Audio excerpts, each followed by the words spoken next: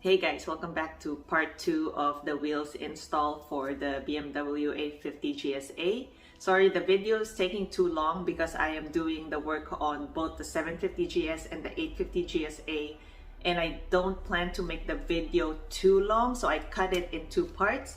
So in this video, I am going to reinstall the wheels on the 850 GSA, and I hope you guys enjoy this video. Here are the tires. They are the Moto Z Tractionator GPS. It's the same tires that's on the 750 GS. And okay, let's put them back on the bike.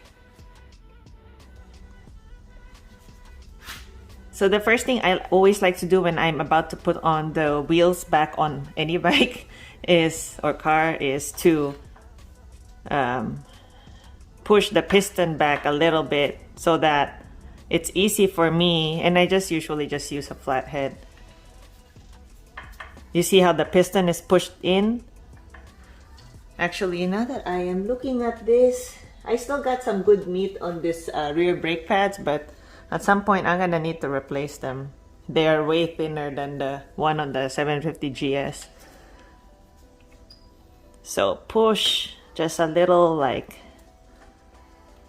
gentle push back, just so it's easy for you guys to put the wheel back and not have to wrestle with this thing.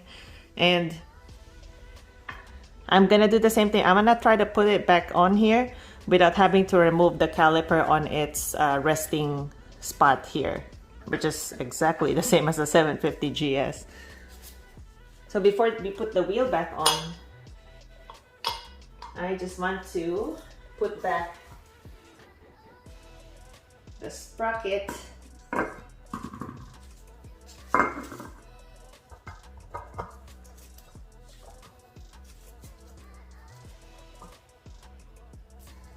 on the other side here. Don't forget to put back the spacer.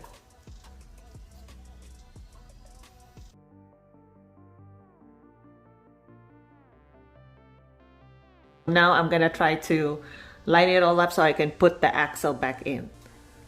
So it's time to put back the axle, and the tricky part is lining up all the stuff so it just goes in smoothly. But I re-lubricated the axle because it was a little dirty, so I just cleaned it off really well, and then I just added a little bit of moly paste on it. It doesn't say that on the owner's manual, but on the forum some guys were saying to add a little bit of lubricant, so that's what I'm doing.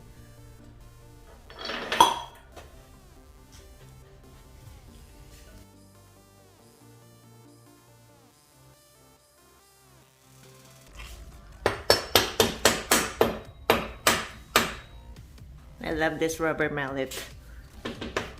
Okay, next step is to just put the spacer back on there and the nut, and I'm not going to torque it right now. I'm just putting it back on there. So now it's time to put the chain back on the sprocket, and where I am right now, I'm right on the ground, so it's hard to kind of move the wheel back and forth. So I'm just gonna pump the bike a little bit higher so it's easier for me to put the chain back on the sprocket. So I'm just pushing the wheel towards the midline of the bike so it's easier for me to put back the chain.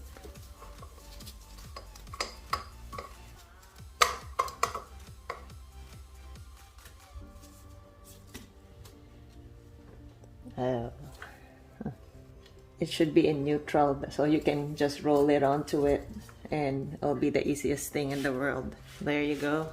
So next we have to put back the ABS sensor here.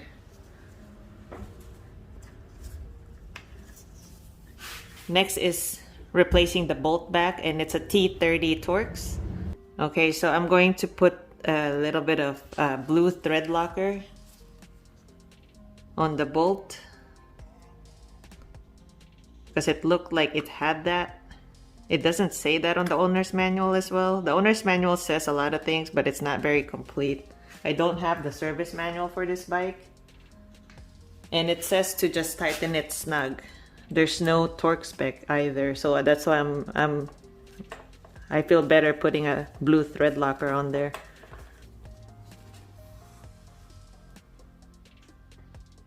Okay, next we're going to adjust the chain tensioner, and you're gonna need a T45 Torx to do this. And you're obviously gonna need to make sure that this side here has the lines, and it's gonna equal the number of lines on the other side as well. And for me, I had one line here. It has to be the same on this side as well. So that's what we're doing right now.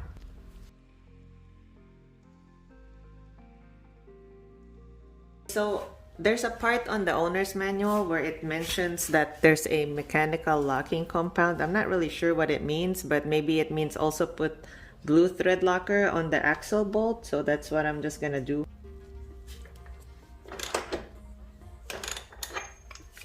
Once again, this is a 34mm socket wrench for the rear wheel. And we're not torquing it yet, so.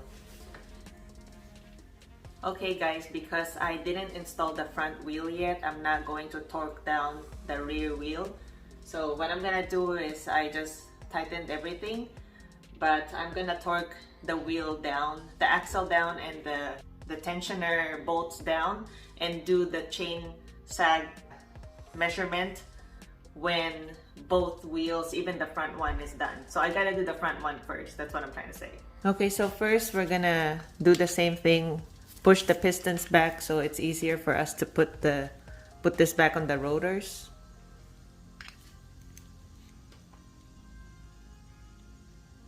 So just gently moving it back there so we have more space. Before we begin to put the front wheel back, don't forget to grab that spacer, and that goes right here where the ABS sensor is. And then, just so you guys are also aware, what we're gonna do differently this time is we're gonna have my partner read the instructions on the owner's manual on step by step on how to do the front part of the motorcycle, because my hands are dirty and I don't want to flip through the pages, and it's just maybe a nicer way to do this video is to have a narrative as well. So we're gonna start by obviously rolling the wheel back to line up on with the forks. Roll front wheel into front suspension while guiding the brake disc between the brake pads on the left brake caliper. So that's supposed to go in here. Okay, next. Raise front wheel and insert axle as far as possible. Before I put this axle back, I just cleaned it and put a little bit of moly paste, but only on the middle part. Same thing I did on the rear part of the bike. So the axle for the front goes back into the wheel from the handlebar brake side to the clutch side. So it comes in from here.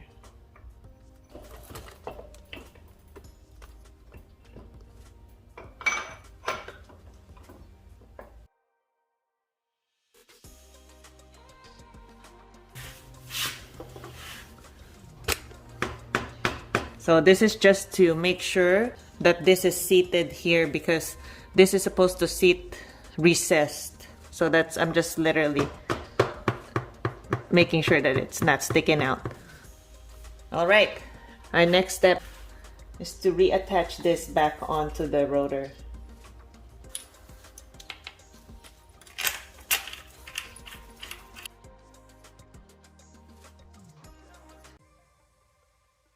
Now we're gonna torque down the left side brake caliper, and it's 28 foot-pounds or 38 Newton meters. So according to the owner's manual, we're putting this back on first, the pinch bolts on the right side, and tightening this side first. 14 foot-pounds or 19 Newton meters to tighten this.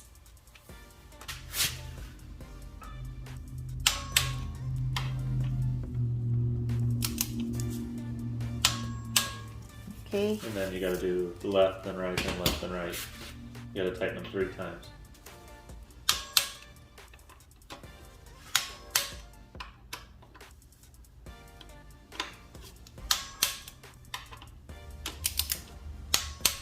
There you go. Okay. So next we're putting the axle bolt back in. And what's the tightening torques again? 37 foot-pounds, 50 Newton meters. 37 foot-pounds or 50 Newton meters. Tighten left-hand axle clamping screws with appropriate torque. And you're supposed to do it 3 times on each bolt.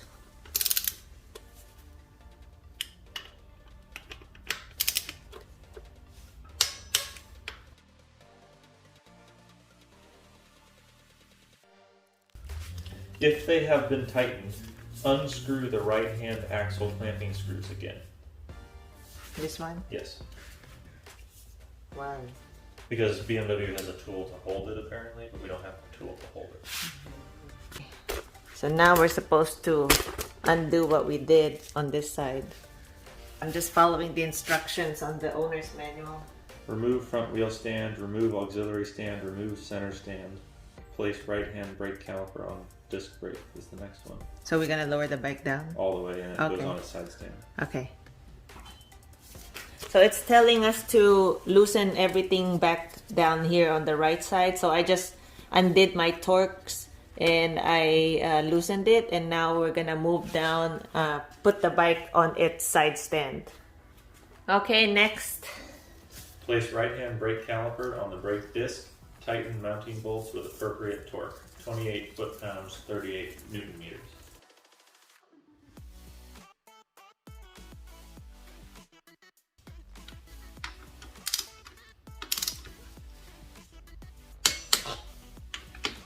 And I'm putting a little bit of blue thread locker on the ABS sensor bolt because there's no torque spec on that one on the book, and I just don't want it to come off with vibration and stuff. So this bolt for the ABS sensor that goes right there is a T30 Torx.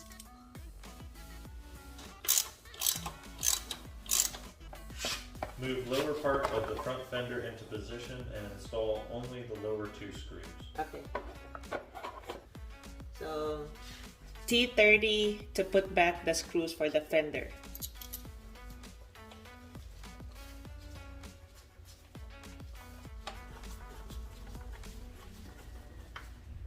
Firmly compress the spring forks several times. So just load the shafts, probably to make sure the alignment is good. Okay. Alright. All right. There it goes. Okay. Moving on.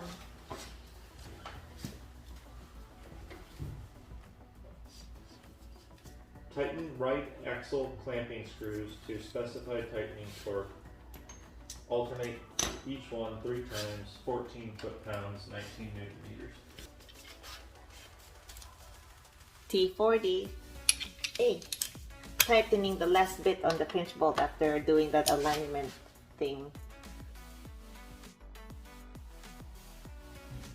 I guess now it's okay to install the last bolts of the fender.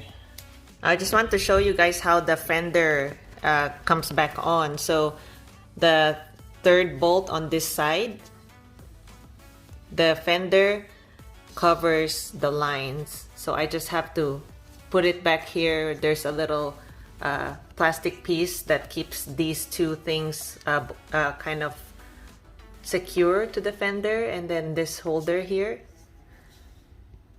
Then I'm just gonna put the screw back on and tighten it. Same goes for the other side. The braided line goes under the fender, and then just replace the third bolt here.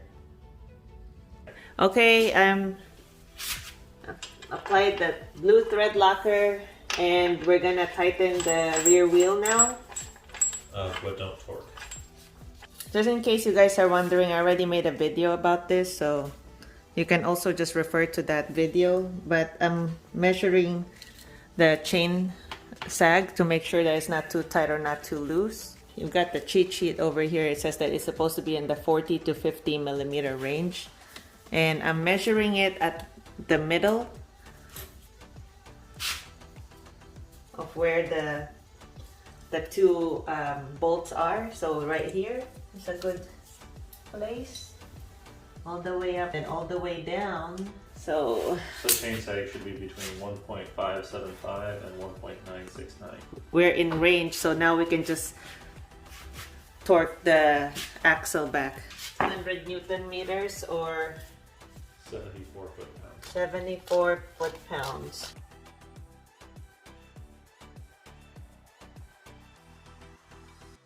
Okay, that's all I have for this video, and so I encourage you guys in the part 1 to watch the entire video before you guys start working on the bike, because as you can see, there's like a lot of pieces and a lot of parts and a lot of learning in terms of my learning, because I've done this before on other bikes, but every bike is always specific. There's always something specific to that bike, specific to the 850, specific to the 750 GS. So hopefully you guys watch the entire video so you guys don't make any mistakes that I make, if that makes sense.